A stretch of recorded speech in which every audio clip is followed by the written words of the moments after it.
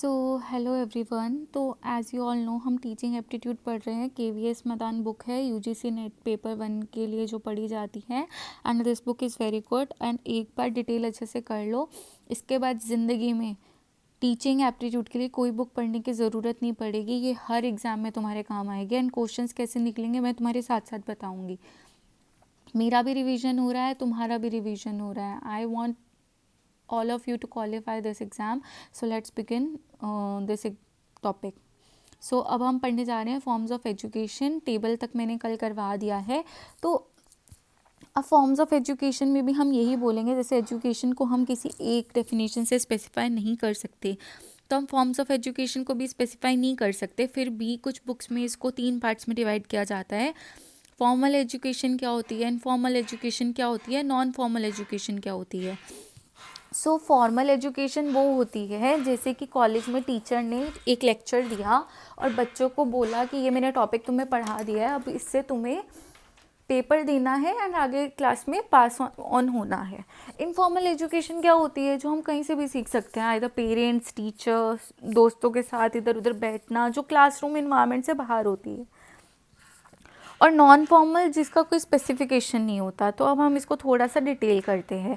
Formal education क्या होती है, एक प्री प्लान्ड होती है क्योंकि टीचर पहले से ही लेक्चर प्रिपेयर करके लाता है, क्लास में डायरेक्ट होती है, ऑर्गेनाइज्ड होती है और टीचर को पता होता है कि इतनी क्लासेस में, इतने लेक्चर में, इतने टाइम में मेरे को इतना टॉपिक कवर करना है। तो इस टाइप की एजुकेशन कहाँ देखी जाती है, स्कूल्स में, कॉलेजेस में। ये लिमिटेड है स्पेसिफिक पीरियड के लिए और इसमें वेल डिफाइंड क्यूरिकुलम होता है। ये कौन देते हैं, टीचर्स देते हैं। टीचर्स कौन क्या है, वेल क्वालिफाइड हैं, ट्रेंड हैं। फॉर्मल एजुकेशन जो है उसमें स्ट्रिक्ट डिसिप्लिन होता है। यूजुअली क्लास में जब हम टीचर लेक्चर दे रही होती है तो क्लास बिल्कुल शांत बैठी होती है। ये डिफरेंट लेवल पे हो सकती है, जैसे नर्सरी के बच्चों को पढ़ाना, मिडिल क्लासेस में पढ़ाना, सेकेंडरी में पढ़ाना, हायर सेकेंडरी में पढ़ाना, या फिर कॉलेजेस में जब हम ग्रेजुएशन के बच्चों को पढ़ा रहे हैं, पोस्ट ग्रेजुएशन के बच्चों को पढ़ा रहे हैं। सब्जेक्ट कोई भी हो सकता है, ठीक है। Then we have informal education. अब जो एक क्वाट थी जॉर्ज संतियाना ने दी थी कि जो चाइल्ड है वो एजुकेटेड स्कूल में ही नहीं होता। अगर चाइल्ड सिर्फ ये कह रहा है ना कि मैं स्कूल जा रहा हूँ, स्कूल जाके मैं सीख रहा हूँ, तो वो चाइल्ड एजुकेटेड नहीं कहलाएगा, वो अनएजुकेटेड चाइल्ड कहलाएगा। क्यों? क्योंकि उसने बाहर की दुनिया तो देखी ही नहीं, उसने लाइफ कैसे जीते हैं ये तो सीखा ही नहीं। तो इनफॉर्मल एजुकेशन जो है वो प्री प्लान नहीं है, डेलिब्रेट नहीं है, ये इनडायरेक्ट है, कहीं से भी हो सकती है, कोई भी दे सकता है, और स्पॉन्टेनियस है, कभी भी हो सकती है। It takes place from day to day activities, experiences. हम फैमिली में रह रहे हैं, अब कोई जॉइंट फैमिली में रह रहा है तो बड़े लोग हैं, हर सिचुएशन को अलग से हैंडल करेंगे। So this is kind of informal education. There are no formal goal. Pestalozzi ये बिलीव करते हैं कि जो पेरेंट्स हैं वो फर्स्ट इनफॉर्मल टीचर हैं, एंड पेरेंट्स में भी मदर जो है वो फर्स्ट टीचर होती है चाइल्ड का, जब हम first language acquisition and secondary language acquisition पढ़ते हैं। Family environment is the first learning environment, that's why family जो है उसको हम प्राइमरी सोर्स ऑफ सोशलाइजेशन भी कंसीडर करते हैं। Then we have non formal education. Education जो है, इंसान जब तक मरता नहीं है ना तब तक उसकी एजुकेशन चली रही होती है। एजुकेशन कभी भी ख़त्म नहीं हो सकती, तो ये इंटीग्रेटेड है लाइफ से, वर्क से। It falls with in the formal and informal type of education. ये फ्लेक्सिबल सिस्टम है, इसका कोई फिक्स सिस्टम नहीं है। ये इंटेंशनल भी हो सकती है, इंसिडेंटल भी हो सकती है, और फॉर्मल सिस्टम के आउटसाइड भी दी जाती है। ये consciously and deliberately planned, organized होती है और सिस्टमैटिकली इसको इम्प्लीमेंट किया जाता है। ये ओपन सिस्टम है एजुकेशन का, with rigid rules, regulation, fix stages और टाइम टेबल। अब जैसे हम अडल्ट एजुकेशन करते हैं या सेक्सुअल एजुकेशन बोलते हैं, सोशल एजुकेशन बोलते हैं, या आजकल जो डिस्टेंस एजुकेशन है वो किस टाइप की एजुकेशन है, नॉन फॉर्मल एजुकेशन। अब जितने भी ये 3 प्रकार के एजुकेशन है, फॉर्मल, इनफॉर्मल, नॉन फॉर्मल, उनका अपना प्लेस है मॉडर्न सिस्टम ऑफ एजुकेशन में, बट कोई हार्ड एंड फास्ट रूल नहीं है। अब हमने ये एजुकेशन हम पढ़ते क्यों हैं, इसका एम क्या है, ऑब्जेक्टिव क्या है। In today situation no nation can think of social economic development. जब तक इंसान पढ़ा लिखा नहीं होगा, किसी भी नेशन में इकोनॉमिक डेवलपमेंट नहीं होगी, सोशल डेवलपमेंट नहीं होगी, ठीक है। तो पीपल्स जो हैं वो हाईली एजुकेटेड होने चाहिए। द इशू क्या है, इसके फंक्शन का और ऑब्जेक्टिव क्या है एजुकेशन के, वो बहुत इंपॉर्टेंट है, क्योंकि ये डायरेक्टली इनडायरेक्टली अफेक्ट करते हैं जितने भी एस्पेक्ट एजुकेशन से रिलेटेड हैं, कि जैसे कितना कंटेंट कौन सी क्लास में पढ़ाना है। फॉर एग्जांपल तुम अब 5th क्लास के बच्चे को एमएससी का टॉपिक पढ़ाओगे, उसको समझ आएगा नहीं। बट साइंस हम 6th स्टैंडर्ड में स्टार्ट करते हैं और 5th के बच्चों को हम ईवीएस पढ़ा रहे हैं, that is a kind of content. अब मेथड क्या है, हम कौन सा मेथड किस बच्चे के लिए यूज़ कर रहे हैं, किस क्लास के लिए यूज़ कर रहे हैं। इट डजंट मीन ना कि हर क्लास सेम ही आपको शो करे हर एक मेथड में रिस्पॉन्स। हर बच्चा अलग है, हर बच्चा अलग लेवल पे समझता है। Most of the function of education become clear to us through various definition given above. अब जो हैविंगहर्स्ट और न्यूगार्टन है, उन्होंने 2 इम्पॉर्टेंट फंक्शन दिए थे एजुकेशन सिस्टम के। एक मिरर जो सोसाइटी को रिफ्लेक्ट करता है और स्टेबिलाइजर होता है सोसाइटी का, या कोई एजेंट सोशल चेंज का फोर्स डायरेक्ट हम यूज़ करते हैं जो इम्प्लीमेंट करती है सोसाइटी के आइडियाज़ को। अब जॉर्ज पाइने और सोशोलॉजिस्ट ने 3 मेन फंक्शन दिए थे। हम ट्रेडिशंस को कैसे एसिमिलेट करें अपनी न्यू लर्निंग में, हम न्यू सोशल पैटर्न्स को डेवलप करें और इसमें क्रिएटिव और कंस्ट्रक्टिव रोल प्ले करें। एमिल डर्कीम ने क्या बोला था कि इन्होंने एक आइडिया इस्टेब्लिश किया था कि सोसाइटी के नॉर्म्स को हम कैसे ट्रांसफॉर्म कर सकते हैं और वैल्यूज़ हम कैसे इनकलकेट कर सकते हैं बच्चों में। उन्होंने ये भी एक्नॉलेज किया था कि एजुकेशन जो है वो एक टाइप की ट्रेनिंग है स्पेशलाइज रोल के लिए, इंक्लूडिंग कि आगे चल के हम क्या बनेंगे, मैं कौन सा ऑक्यूपेशन में अच्छा परफॉर्म कर सकता हूँ जिससे मैं अपनी लाइवलीहुड को अर्न कर सकूँ। एजुकेशन हमें किस लिए रिक्वायर्ड है, कि हम अपने कल्चर को ट्रांसमिट कर सकें, हम कल्चर को एनहांस कर सकें, उसकी एनरिचमेंट कर सकें, हम उसको एक्सेप्ट कर सकें। बट अगर कोई चीज़ अच्छी नहीं है, जो चीज़ रूढ़िवादी है, उसको हम रीफॉर्मुलेट कर सके, चेंज कर सके, रिकन्स्ट्रक्ट कर सके। The process why the young generation learns the traditional ways of society is called enculturation। अब यहाँ पे हम 2 वर्ड पढ़ेंगे, enculturation और acculturation। enculturation क्या होता है कि जो पुराना चलता आ रहा है वही हमने यंग जनरेशन को सिखा दिया, तो उसको हम बोलेंगे enculturation, और ये डिफ़र करता है सोसाइटी से सोसाइटी में। अकल्चरेशन क्या होता है कि एक ऐसी प्रोसेस जिसमें एक पर्सन दूसरे कल्चर का कुछ अडॉप्ट कर सकता है, तीसरे कल्चर से कुछ अडॉप्ट कर सकता है, चौथे कल्चर से कुछ अडॉप्ट कर सकता है, बट स्टिल रिटेन करेगा अपना कल्चर जो उनको अपने कल्चर से डिफरेंट बनाता है। इस प्रोसेस को हम क्या बोलते हैं, अकल्चरेशन।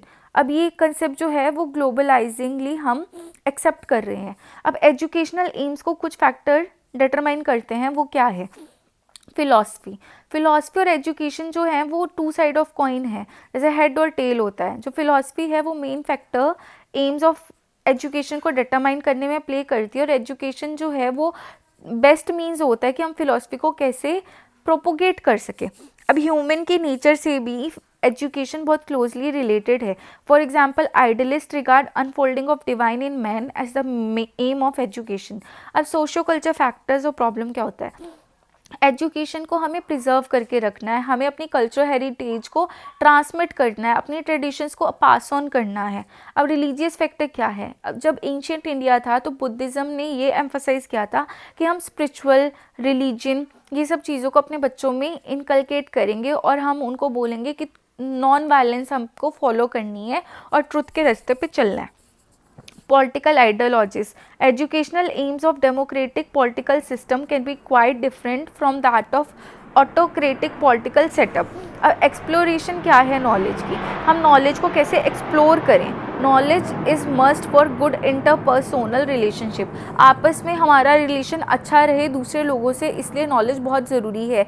तो इसलिए हमें लाइफ में एडजस्ट करना आना चाहिए हेल्दी वे में, अपने बिहेवियर को मॉडिफाई करना आना चाहिए, सेल्फ अवेयरनेस होनी चाहिए। It is source of happiness. Vocational क्या होता है, education should prepare the child to earn his livelihood. हम इतना पढ़े लिखे हैं, हम अपने आप को कुछ कमा सके, आगे अपनी लाइफ चला सके, तो हमें लाइवलीहुड भी तो अर्न करनी है। तो इतना पढ़ें कि हम इंसान को सेल्फ सफिशिएंट भी बना सके, एफिशिएंट भी बना सके इकोनॉमिक और सोशल फैक्टर्स में। Then we have self actualization and total development.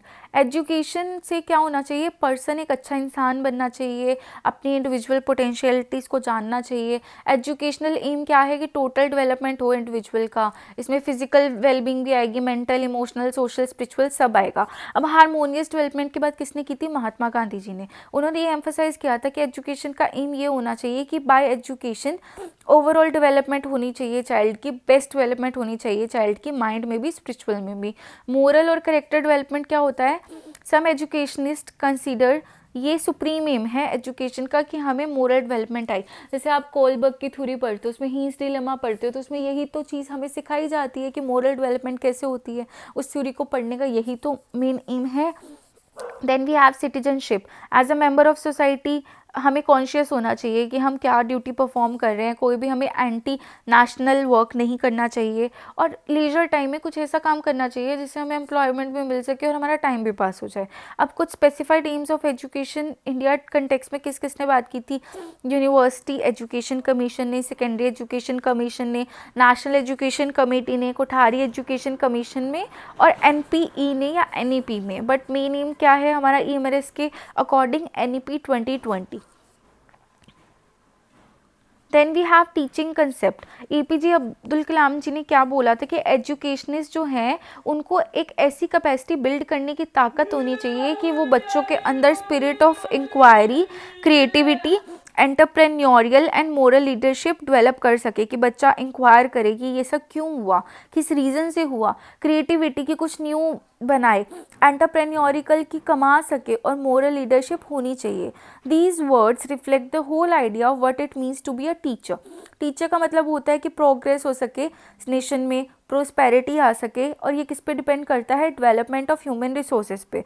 For this purpose हमें क्या चाहिए, कॉम्पिटेंट टीचर चाहिए। अब हम कहते हैं कि टीचिंग एप्टीट्यूड क्यों पढ़ना चाहिए। Teaching aptitude is all about कि हम कैंडिडेट को कैसे इवैल्यूएट कर सकें जिनको टीचिंग प्रोफेशन में एंटर होना है, उनके नॉलेज और स्किल्स के बेसिस पे। अब इसमें कुछ बेसिक क्वालिटीज़ होनी चाहिए जो सक्सेसफुल टीचर में होनी चाहिए। अब इसमें क्या होती है, क्वालिफिकेशन, इंटेलिजेंस, एटीट्यूड और मैनी अदर क्वालिटीज़। अब हम इन क्वालिटीज़ के बारे में एक एक करके पढ़ेंगे। Teaching can be defined in the following veg. जैसे टीचिंग क्या है, वो एक डायरेक्शन प्रोवाइड करती है बच्चे को, लर्निंग प्रोसेस को मैनेज कैसे करें ये बताती है। Teaching is a process of providing opportunity for student to produce relatively permanent change. अगर बिहेवियर में कोई चेंज आएगा तो वो रिलेटिवली परमानेंट चेंज होगा। वो किससे होगा, जैसे हम कुछ एक्सपीरियंस किया हमने, हम उसमें एंगेज किए, जो टीचर ने हमें प्रोवाइड किया। टीचिंग क्या है, एक स्किलफुल एप्लीकेशन है नॉलेज की, एक्सपीरियंस की, साइंटिफिक प्रिंसिपल्स की, जिसमें एक ऑब्जेक्टिव हमें सेटअप करना चाहिए जिससे हम कुछ लर्न भी कर सके और एनवायरनमेंट से वो चीज़ सीखे। टीचिंग क्या है, एक प्लान्ड एक्टिविटी है। इफेक्टिव टीचिंग जो है वो दो फैक्टर डिपेंड करती है कि हम बच्चे को कितना अच्छे से वो चैप्टर समझा पा रहे हैं और हाउ एक्यूरेटली हम उसकी लर्निंग को मेजर कर पा रहे हैं। टीचिंग जो है वो एक प्रोसेस है जिसमें लर्नर, टीचर और अदर वेरिएबल जो हैं वो ऑर्गेनाइज होते हैं एक सिस्टमैटिक वे में। टीचिंग एक ऐसी एक्टिविटी है जो चाइल्ड को इन्फ्लुएंस करती है लर्न करने के लिए, कुछ न्यू नॉलेज एक्वायर करने के लिए और कुछ स्किल्स अडाप्ट करने के लिए, जिससे वो एक एसेट हो सके लाइफ को। अब बेसिक टीचिंग मॉडल्स हम पढ़ते हैं, मेन दो ही पढ़ने हैं, एक है पेडागोजिकल और एक है आपका एंड्रागोजिकल मॉडल। पेडागोजी मॉडल क्या होता है, पेडागोजी क्या है, पेडागोजी एक कन्वेंशनल अप्रोच है, एक ऐसी अप्रोच है जिसमें इंस्ट्रक्टर जो है वो कंट्रोल करता है कि कितना मटेरियल मेरे को क्लास को देना है, कितनी पेस पे मेरे को बच्चों को कंटेंट प्रेजेंट करना है। पर्पस क्या है इस मेथड का, कि मैं कुछ न्यू चीज़ एक्वायर कर सकूँ, कोई न्यू नॉलेज उनको मेमोराइज करवा सकूँ, न्यू स्किल दे सकूँ। ये क्या है, एक इंस्ट्रक्टर सेंटर टीचिंग है, क्योंकि इसमें इंस्ट्रक्टर जो है, जो टीचर है, वो मेन रोल प्ले कर रहा है, इसलिए हम इसको बोल रहे हैं पेडागोजिकल अप्रोच। पेडागोजी एक आर्ट भी है और साइंस भी है, इसी तरीके से टीचिंग भी एक आर्ट भी है और साइंस भी है। ये क्या डिटरमाइन करता है कि टीचिंग को कैसे किया जाए, कौन सी अप्रोच मेरे को इस पर्टिकुलर क्लास या इस पर्टिकुलर बच्चे के लिए यूज़ की जाए और मैं किस वे में अपना कंटेंट डिलीवर करूँगा। इन पेडागोजिकल अप्रोच जो लर्नर है वो डिपेंड करता है इंस्ट्रक्टर पे लर्निंग के लिए। टीचर इसमें फुल रिस्पॉन्सिबिलिटी लेता है कि मैं क्लास को क्या पढ़ा रही हूँ और किस तरीके से मेरे को उनको लर्न करवाना है। Then we have andragogical model. इसमें जो मॉडल है, इसमें जो लर्नर है वो मोस्टली सेल्फ डायरेक्टेड है, वो खुद से क्लियर है कि मुझे कितना पढ़ना है, कैसे पढ़ना है और मुझे कैसी अपनी पर्सनालिटी ग्रूम अप करनी है। स्टूडेंट यहाँ पे लर्न करते हैं बेस्ट रिसीव नॉलेज करने से अकेले नहीं, इससे बेस्ट करते हैं याद कि मैंने उसको कैसे इंटरप्रेट किया, मैंने कुछ डिस्कवर किया, मैंने कुछ नया लर्न किया, मैंने अपनी पेस पे कोई नई चीज़ ऐड करी। इन दिस मेथड जो इंस्ट्रक्टर है, जो टीचर है, वो फैसिलिटेटर की तरह एक्ट करती है कि वो उसको हेल्प कर रही है। अगर वो कहीं पे अड़ रहा है तो उसको हेल्प कर रही है, बट उसको आंसर नहीं बता रही। तो मेजर शिफ्ट कहाँ पे हुआ है पेडागोजी पे, ये इंपॉर्टेंट है। एंड ये एमआरएस के क्वेश्चन यहीं से पूछे जाएंगे कि पहले हम टीचर सेंटर और फिक्स डिज़ाइन पढ़ते थे, बट अब क्या है कि जो लर्निंग है वो लर्नर सेंटर्ड होनी चाहिए, फ्लेक्सिबल प्रोसेस होनी चाहिए। टीचर के डायरेक्शन और डिसीजन होते थे पहले, अब लर्नर की ऑटोनॉमी है कि मेरे को इस टीचर से पढ़ना है, मेरे को इतना पढ़ना है और मेरे को किस वे में पढ़ना है। टीचर की गाइडेंस और मॉनिटरिंग होती थी, बट अब टीचर एक फैसिलिटेटर की तरह एक्ट कर रहा है कि वो सपोर्टिंग सिस्टम प्रोवाइड कर रहा है, जिसको आप ये भी बोलते थे जोन ऑफ प्रॉक्सिमल डेवलपमेंट में स्कैफोल्डिंग का जो प्रोसेस होता है कि जो मोर इंटेलिजेंट पर्सन है वो पर्सन स्टूडेंट को कैसे पढ़ा रहा है। पैसिव रिसेप्शन होती थी पहले, बच्चे बस बैठ के सुनते थे, बट अब एक्टिव पार्टिसिपेशन है कि बच्चों की भी एक्टिवली पार्टिसिपेट करना चाहिए। लर्निंग हमें चार दीवारी के अंदर नहीं करनी चाहिए, लर्निंग एक सोशल कंटेक्स्ट में करनी चाहिए, सोशल सेटअप में करनी चाहिए। नॉलेज जो पहले दी जाती थी वो फिक्स होती थी, बट अब जो है वो इवॉल्व हो रही है, क्रिएट हो रही है। हमें क्रिएटिविटी एनहांस करनी है बच्चों में। डिसिप्लिनरी फोकस नहीं, हमें मल्टी डिसिप्लिनरी करना है कि एक सब्जेक्ट का इंटर रिलेशन दूसरे सब्जेक्ट से कैसे है।